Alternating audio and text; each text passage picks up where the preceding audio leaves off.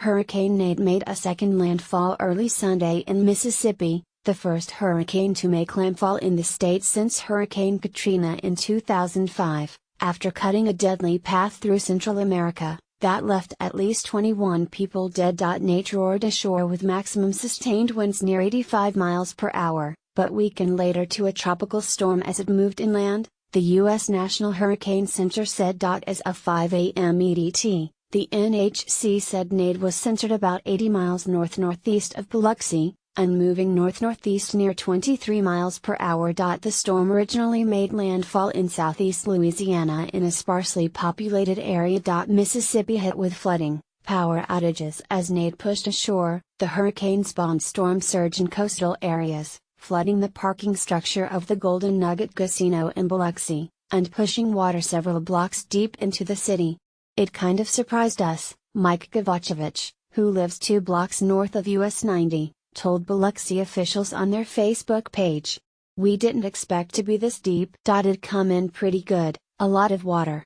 Around 25,000 customers from multiple utility companies are without power in southern portions of the state, Vox TV reported. The coastal city of Pascagoula also reported that storm surge flooded downtown streets. On Bellefontaine Beach, a narrow strip of land between the Mississippi Sound and a coastal marsh that was destroyed by Hurricane Katrina, one resident told the Associated Press said it wasn't as bad as he thought. "This is my first hurricane," John Adams said hours before the storm made landfall. "So far, it's kind of a fizzle." Governors in Louisiana, Mississippi and Alabama declared states of emergency. The 3 states have been mostly spared during a hurricane season that has spawned devastating storms such as Harvey, Irma, and Maria.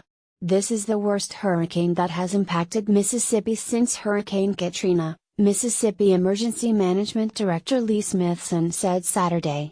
"Everyone needs to understand that this is a significantly dangerous situation." New Orleans spared worst from Nate. The hurricane passed to the east of New Orleans, which placed the most ferocious winds and storm surge away from the city.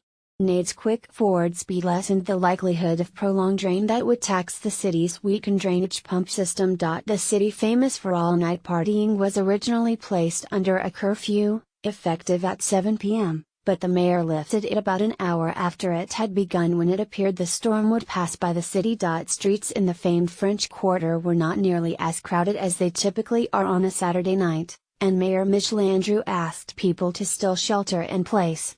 Some bars were closed in the French Quarter, but music blasted from others. "I don't think it's going to be that bad, as far as a hurricane," Michael Dennis of Atlanta told the AP. The storm wasn't enough to stop a Georgia couple from getting married at the World War II Museum in New Orleans. Mike and Kendra Groves told NOLA.com the museum's early closure meant their scheduled 7 p.m. wedding would have to be pushed up, but they planned to head to the hotel bar to ride out the curfew. "We never considered canceling," Mike told the news outlet. In Plaquemines Parish south of New Orleans, officials evacuated 240 residents who were not protected by its levee system as the storm approached. While it appears we're being spared, our hearts go out to Mississippi, said Amos Cormier, president of the parish.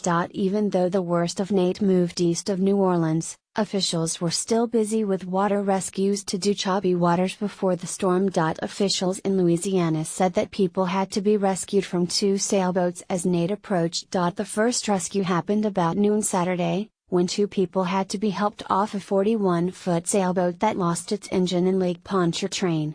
The Coast Guard said both sailors were in stable condition. A second rescue occurred in the Mississippi Sound, according to Melissa Scallon, a spokeswoman for the Mississippi Department of Marine Resources. Scallon said a distress call came in around 3 p.m. after a sailboat struck rocks at Bayou Caddy west of Waveland. Scallon said the state Marine Patrol responded and plucked 3 people from the water, but no injuries were reported. Meanwhile, key shipping ports across the U.S. Gulf Coast were closed Saturday, as Nate drew close, Reuters reported. Daily oil production in the region was slashed 92% and daily natural gas production was down 77%, the report said. In addition, workers were evacuated from 301 platforms and 13 rigs as of Saturday, Reuters reported. citing information from the U.S. Bureau of Safety and Environmental Enforcement. The Associated Press contributed to this story.